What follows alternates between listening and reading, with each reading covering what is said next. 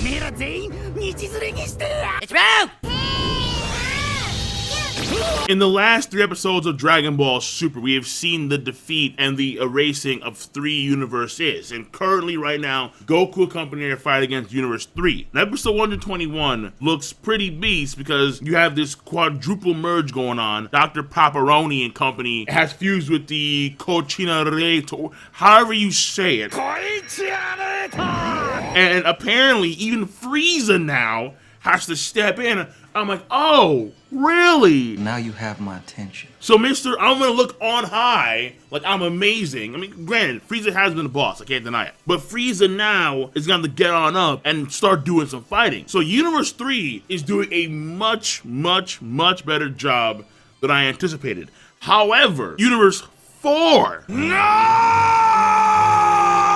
Wow. Talk about one of the biggest disappointments in the entire arc. Easy. Chitala was built up to be like Beerus' rival. There was history there. But Universe 4 sucked. Oh, God. Oh, God! Oh, God. Oh! I do want to mention the highlight points of episodes 118 through 120. And before I get started, I do want to give a shout out to my boys Ramyaku, Jouten, and Mr. PoPo. They have a new collab channel called Joma, where they do Dragon Ball Super as well as Dragon Ball Z Fighter stuff on their channel. And on top of that, unlike me, they are on time. I am working on being on time. I figure quality takes time. That's that's my motto.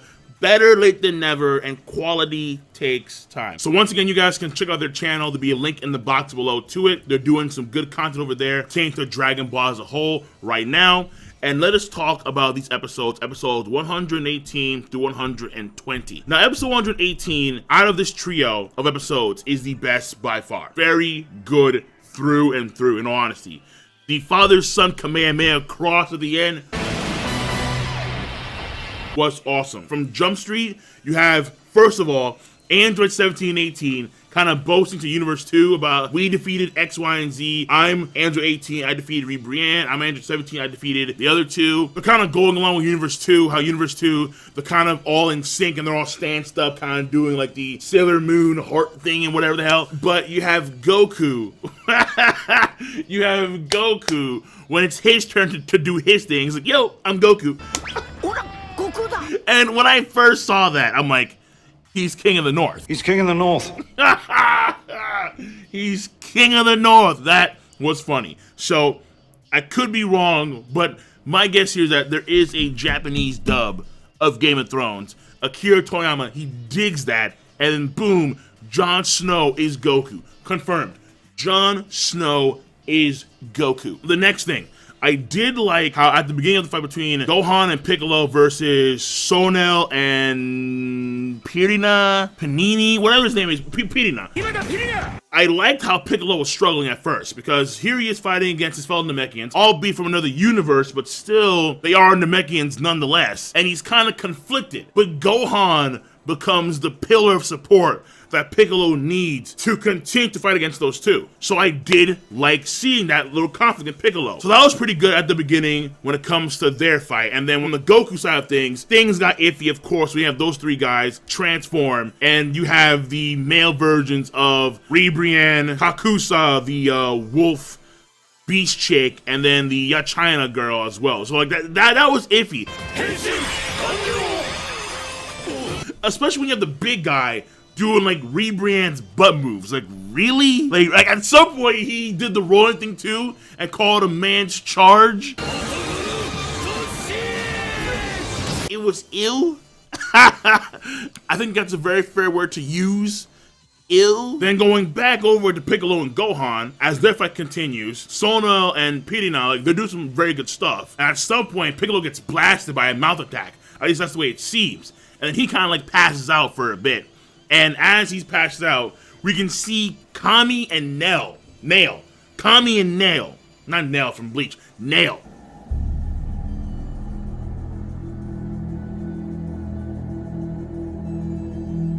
And these dudes are looking fierce. Like, that was cool. That was dope. Seeing Kami, seeing Nail, Like, hey, yo, Piccolo, it's time to get on up. Kami's like, behold. And you see Gohan. He's blocked the attack. And he's like, I'm sorry, I messed up, X, Y, and Z. I'm like, yo, Gohan. And then Piccolo was like, you know what?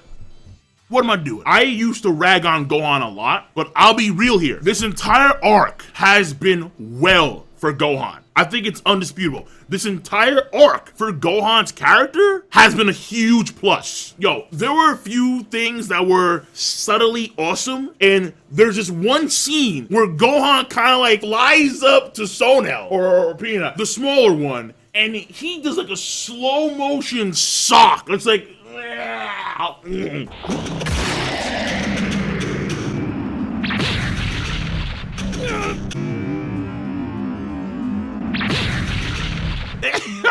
I was like, wait. Like, this dude just watched it as Gohan just came up to him. Just like, dude, that was cool. It was a very simple scene, but that was one of the best scenes in that episode. Definitely. Now, towards the end of episode 118, we have the final attacks of Sonel Pirina, and then you have the final attack of Universe 2. Universe 2 have the pretty black hole attack. Listen. I know. Oh my God, King. Listen. That is not a black hole level attack. There are very, very, very few true black holes in anime and manga, especially in shonen anime and manga. There are very, very few, and that is not one of them. As V says, it's a massive gravity. The fact that Android 18 could fire a beam at it, and then it grew bigger, and then when they did launch it, it was zipping around like crazy. Like, no. Where is the event horizon? Where is the distortion of time as we get sucked in? What? No.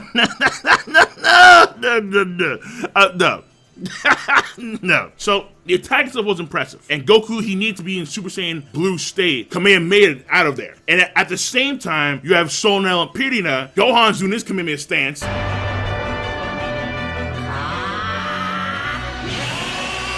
Piccolo, special beam cannon.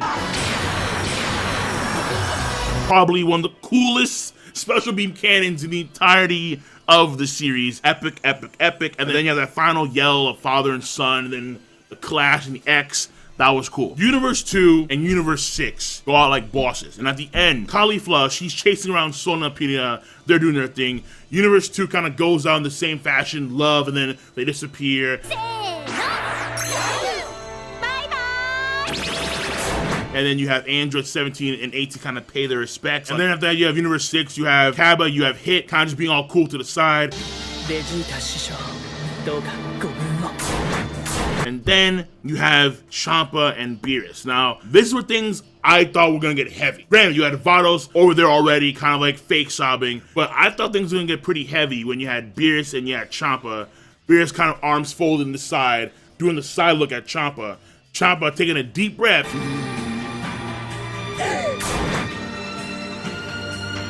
Yeah, that's it. That's all he does. He's gone. Beerus, say something. That had weight. So the end of episode 118 was, I thought, very good. As a whole episode, I think is the strongest episode of the bunch by far. Now, even though episode 118, I would say, is overall a great episode of Dragon Ball Super as a whole, and one of the best episodes in the arc, episode 119... No! God, please, no! No! No! Nah, I'm sorry. Episode 119 makes a complete 180 from the previous episode, and it's a shame, because episode 119, it should not have been as lame as it was. Now, by no means was the animation bad. No. But Kitala and Universe 4 as a whole have been a big disappointment. Kitala was kind of pushed as Beerus's God of Destruction rival. Like, they had beef and history. Granted, that history is only as well known as Kitala and Beerus having an arm wrestling competition and Kitila beating Beerus in that arm wrestling competition. And in the Dragon Ball Cho manga, the Dragon Ball Super manga, when all the gods of destruction are fighting against each other, the two that are left standing are Beerus and Kitila. So there is a strong impression, at the very minimum, there is a strong impression that the history between Kitila and Beerus is going to be hashed out in some way, shape, or form with great impact during the Tournament of Power arc. No! That is false. That is false, and that sucks. That really does. In all honesty, the only like 3 warriors of note from Universe 4 were like the big girl that fought against Kaba, the one fox guy that fought against Krillin, and then the guy with the chicken feet that fought against Master Roshi. Those are the only 3 warriors that I think anybody cares about when it comes to Universe 4. Universe 9 is better than Universe 4. Nani? I'll say it again. Universe 9 is better than Universe 4. And that should not be the case. Not from a combat ability standpoint, not from that, and maybe they are, honestly. Maybe they are, really. But from a quality standpoint, from a quality of universe standpoint, and how the universe was written in the story, Universe 4 sucks. Universe 10 with the freaking elephant. They were done better. No, I'm sorry. No. You have Kitila yelling in almost Asta fashion.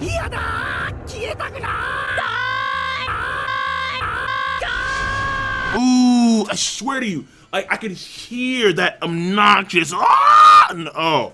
Jesus H. Christ.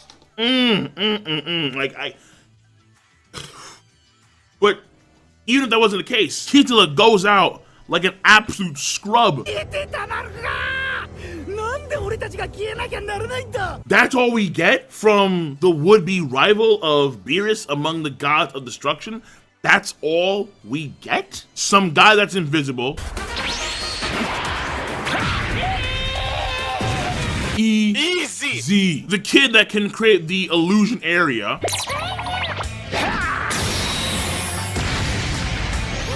What? And then the bug dude.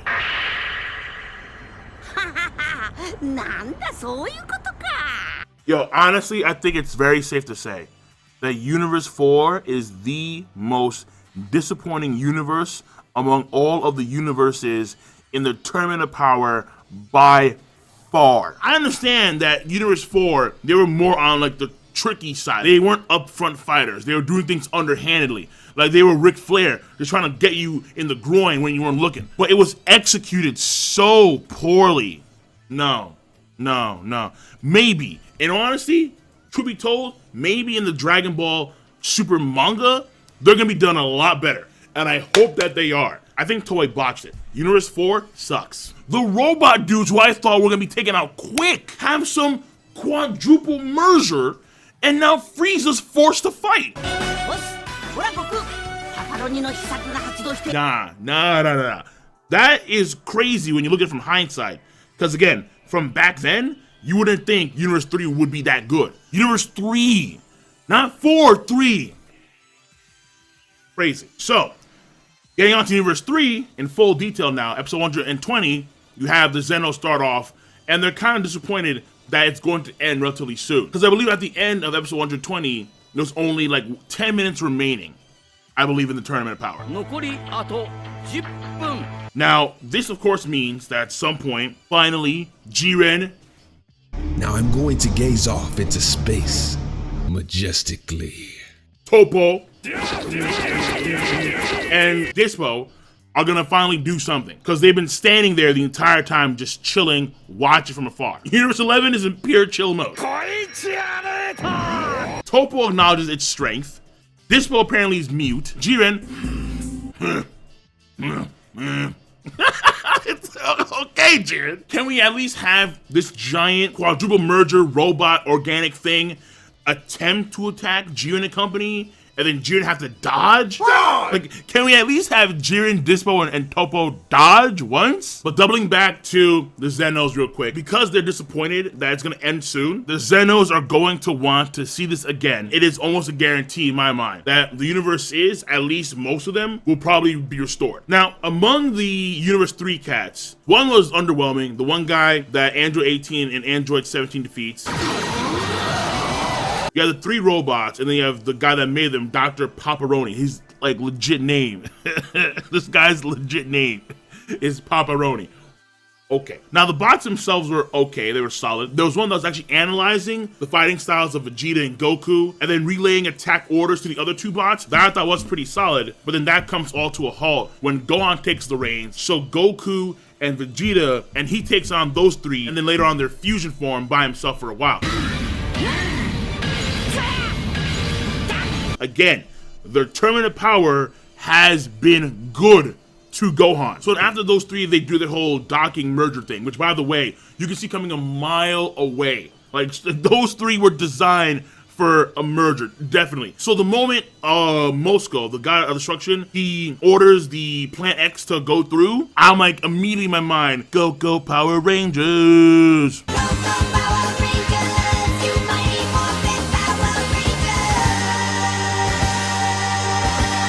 So obvious. It was a mile away obvious. Not saying it was bad, I actually kind of liked it.